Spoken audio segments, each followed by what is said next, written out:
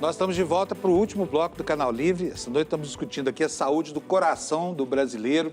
E aqui, durante o intervalo comercial, surgiu uma conversa aqui, porque é uma conversa extremamente atual, né, sobre as várias formulações que tem desses remédios que foram inventados para ajudar o desempenho sexual masculino. A potência.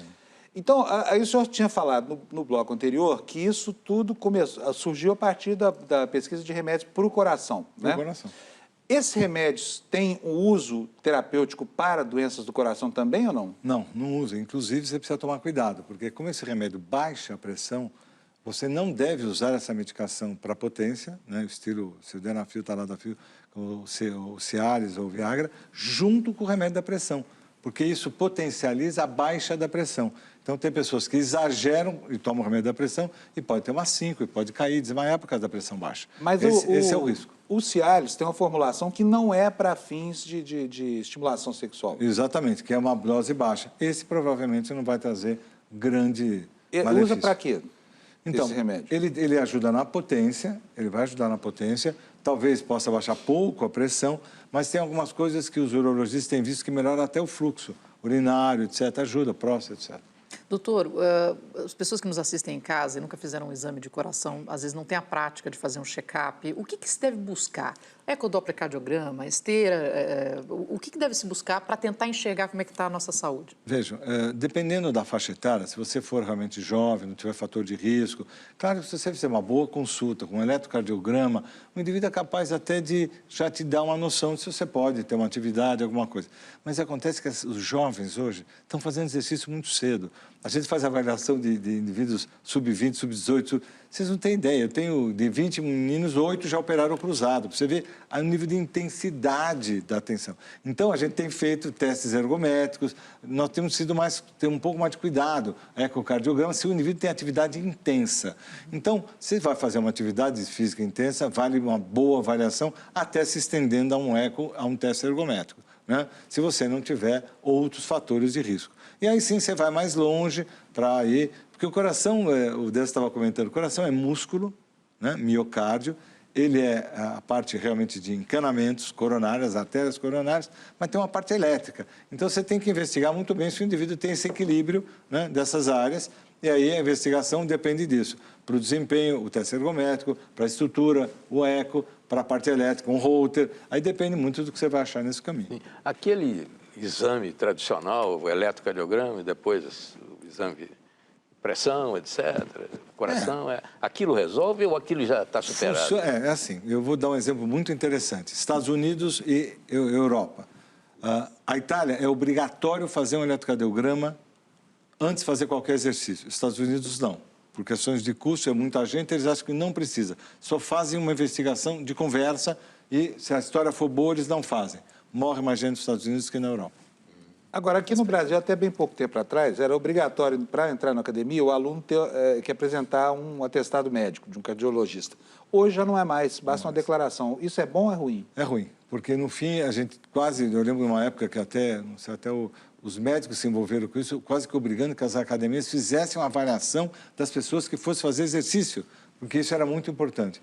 Mas que isso depende de leis regionais, às vezes do estado para o outro, eles acabaram com isso e uma declaração do médico já resolve. Mas aí esbarra, obviamente, na dificuldade de acesso das pessoas. Claro. As pessoas não têm acesso a um cardiologista, não conseguem fazer os exames. Vamos lá fazer um check-up, você fica 8 anos para tentar fazer tudo. Exatamente, mas na academia, porque talvez você tinha que ter algum cuidado, alguém olhar. Sim, sim. Porque hoje a academia é uma terra de ninguém, às vezes, né? Tem algumas que não têm esse cuidado. E o pessoal faz exercício pesado, né? E às vezes eles não têm condições, né?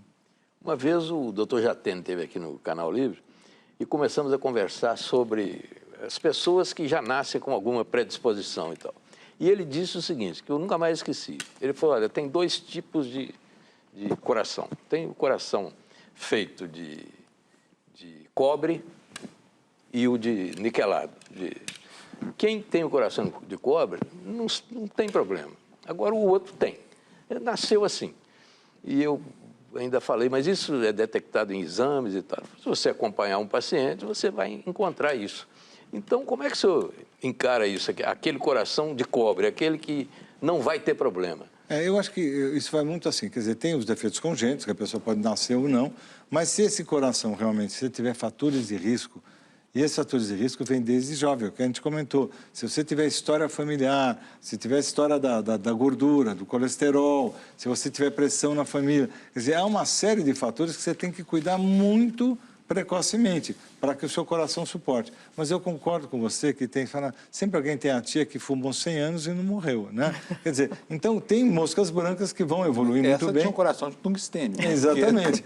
Então tem gente realmente que tem vamos dizer, uma reserva melhor, que praticamente fica menos sensível a isso. Isso está muito escrito na genética hoje, Mitre. Hoje está muito escrito. E é o quê? É metade das pessoas, não é menos? Difícil hoje, né? Porque nós estamos com esses testes genéticos, são recentes, e às vezes você vai descobrindo, logo, logo nós vamos descobrir todas as nossas possibilidades genéticas de ter doença. Mas aí tem a epigenética, né? Exatamente. Agora, teve uma mudança também no tratamento, né, do cardíaco. Agora, eu estou falando aquele que tem problemas. Claro. Antigamente, você tinha um problema de coração, ele quietava, sentava e ficava quieto, não podia andar, não podia se movimentar. É isso aí. Né? Eu tinha parentes assim, não, o tio não pode. Você lembra disso? Você tinha um infarto, você não fazia mais nada na vida. Nada na vida, o ficava meu quieto. time de futebol de velhinhos, Virava no clube que eu estátua. jogo, todos acima de 60 anos, eu tenho 2 revascularizados, 2 que fizeram angioplastia e jogam bola. Eu nunca imaginei isso na minha vida.